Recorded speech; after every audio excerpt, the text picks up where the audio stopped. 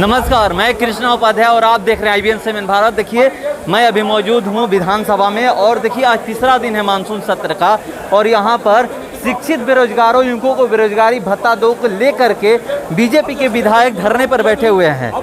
क्यों आप लोग धरने पर बैठे हुए हैं? देखिए, धरने पे बैठने का सबसे बड़ा प्रमुख कारण है कि सरकार ने जितना भी वादा बेरोजगारों के लिए किया है वो आज तक एक भी वादा पूरा नहीं हो पाया है। अगर युवा बेरोजगार बाहर सदन के बाहर सड़क पे हैं तो उनके द्वारा चुने हुए जनप्रतिनिधि भी सदन में अपने तरह से बातों को रख रहे हैं और निश्चित तौर पर अगर सरकार काम नहीं करेगी बेरोजगार युवाओं के अनुकूल तो हम लोग धरना प्रदर्शन करते रहेंगे। नियमावली बनी है, नियमावली त्रुटिपूर्ण बनी है। 1932 का खतियान आपने बोला लागू करेंगे, स्थानीयता को डिफाइन करने के लिए आपने कुछ नहीं किया। नियोजन नीति जो बनी थी हमारी सरकार में उसको आपने रद्द कर दिया, नई नियोजन नीति बनाई नहीं, नियमावली त्रुटिपूर्ण है। उर्दू को आपने जोड़ दिया, अंगिका को छोड़ दिया, भोजपुरी को छोड़ दिया, तुष्टीकरण की राजनीति की शुरुआत आपने कर दी। जब आप ऐसा करेंगे तो मुझे ऐसा लगता है कि आप एक जाति वर्ग को ही सिर्फ केटर करेंगे, पूरे प्रदेश के मुद्दे को आप ध्यान में नहीं रखते हैं और इसी को लेकर हम लोग सदन के बाहर बैठे हैं। सरकार कह रही है कि आप लोग सदन चलने नहीं देना चाहते हैं। निश्चित तौर पर सदन नहीं चलेगा क्योंकि नियुक्ति नियमावली त्रुटिपूर्ण है।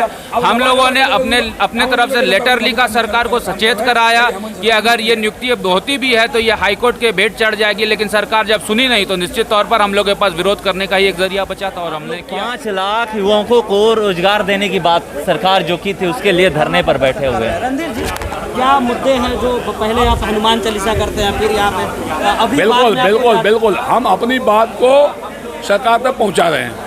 हनुमान चालीसा का पाठ इसलिए हम लोगों ने किया कि तो कि कल भी हम लोगों ने भजन किया था और भजन करने के बाद हम लोगों ने कहा था कि नमाज अदा करने के लिए जो आप कमरा आवंटन की हो उसको आप वापस ले लो। इस तरह का तुर्की आदेश को वापस लीजिए कि विधानसभा नमाज अदा करने की धार्मिक संस्था नहीं है, धार्मिक जगह नहीं है, ये कोई मंदिर मस्जिद नहीं है बल्कि ये संवैधानिक जगह है। तो भाई सुने ना भैया, तो कल हम लोगों ने भजन को लिए भजन किया, हनुमान चालीसा का पाठ करके आज विरोध दर्ज किया। भाई सरकार वापस ले ले नमाज अदा करने का जो आदेश है इसको सरकार वापस ले ले, स्पीकर वापस ले ले। कल भी आपने देखा नियोजन नीति को लेकर हम लोगों ने आंदोलन किया, आज 5 लाख नौजवानों को लेकर आंदोलन कर रहे हैं। भाई आपने कहा था, हेमंत सोरेन जी ने कहा था कि 5 लाख नौजवानों को रोजगार देंगे, क्या आपने दिया? आपने कहा नियोजन नीति को रद्द कर दिया, सरकार की नियोजन नीति को रद्द करके और बाहरी के लिए रास्ता आपने खोल दिया। आपने कहा था कि 1925 खतियान लागू करेंगे, कहाँ गए आपके 1925 खतियान? कहाँ चले गए आपके वादे? कहाँ चले गए वो आपके इरादे?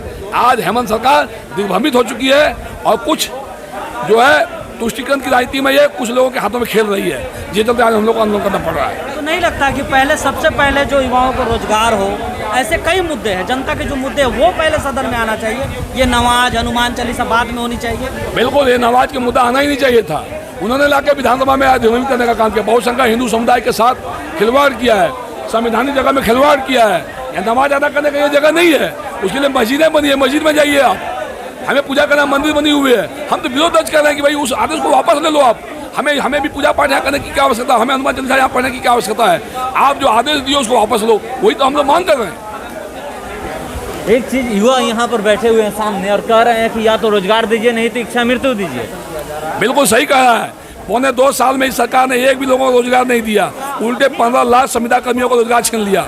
और जो रघुवर सरकार में चुने हुए शिक्षक थे उनकी नौकरी पर बहाली पर आज रोक लगा दिया गया। लोग कोर्ट गए, सुप्रीम कोर्ट में लोग जीत के आए, उसके बाद भी सरकार उन्हें बहाल नहीं कर रही है। तो युवा बेचारे क्या करेंगे? युवा तो आंदोलन करेंगे ही, हम लोग युवाओं के साथ हैं।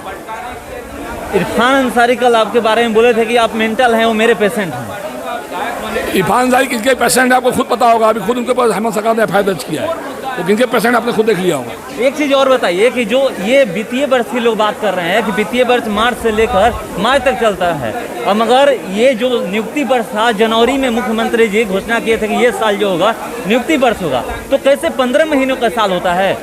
ये तो हेमंत सोरेन जी से पूछिए आप कि 12 महीने को 15 महीने क्यों बना रहे हैं वो।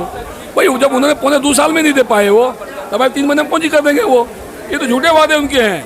ये लोग लुभावन वादे से ये सरकार सत्ता में आई है और तुष्टीकरण की राजनीति हमेशा सरकार कर रही है। उसी का परिणाम आज देखिए विधानसभा में नमाज अदा करने के लिए उनके विधायक कह रहे हैं कि भी 6 महीने टाइम है, 3 महीने ही नहीं है। उनके विधायक तो बगावत कर रहे हैं। कांग्रेस के विधायक नाखुश हैं, JMM के विधायक नाखुश हैं, हम लोग BJP के विधायक नाखुश हैं। आज 2.25 साल में एक भी काम नहीं हो रहा है, एक रोड नहीं बना है, सड़क नहीं बना, युवाओं को रोजगार नहीं मिल रहा है। आज राज्य की जनता की हालत बहुत खराब है। राज्य में लॉ एंड ऑर्डर की समस्या खराब हो चुकी है। ये राज हेमंत जी के हाथ से निकलते जा रहा है। कल बेरोजगारी के मुद्दे पर चर्चा होना था, मगर सरकार कह रही है कि आपकी वजह से नहीं हो पाया। भाई सरकार को पूछिए, जब कार्य मंत्रणा समिति की बैठक में वहाँ तय हुआ, विपक्ष की ओर से हमारे दो सीपी सिंह जी थे, हमारे निखिल सिंह मुंडा जी थे, वहाँ तय हुआ कि बेरोजगारी पर और महंगाई पर और जो है नियोजन नीति पर चर्चा होगी। तो सिर्फ महंगाई के मुद्दे को लेकर आना और नियोजन नीति जो राज्य के युवाओं का रोजगार का सवाल था, इसको लेकर सरकार सदन में स्पीकर ने क्यों नहीं घोषणा किया चर्चा के लिए। इसका हम लोगों ने विरोध किया कि भाई आप नियोजन नीति पर और नौजवानों के रोजगार के ऊपर पर आप चर्चा करो, सिर्फ महंगाई पर चर्चा क्यों कर रहे हो आप। महंगाई पर भी करो, इस पर भी करो। इस पर इन्होंने काट दिया इसको, ताकि हम रोजगार पर कोई चर्चा नहीं करेंगे, नीति पर कोई चर्चा नहीं करेंगे, इसलिए हम लोगों ने विरोध किया। कह रही सरकार के आप सदन नहीं चलने देना चाहते हैं। भाई सदन में हम लोग चलने कहाँ नहीं देना चाहते, सरकार सदन नहीं चलने देना चाह रही है ना। सरकार नियोजन नीति पर बात क्यों नहीं कर रही है, जो नियोजन नीति रद्द कर दिया। नौजवानों का रोजगार के सवाल पर सरकार क्यों नहीं बात करना चाहती है। लॉ एंड ऑर्डर के सवाल पर सरकार क्यों नहीं बात करना चाहती है। सरकार ने यहाँ ये कोई धार्मिक मंच है क्या विधानसभा, जो यहाँ नवाज अदा करने के लिए चिट्ठी निकाल दिया आपने। चलिए।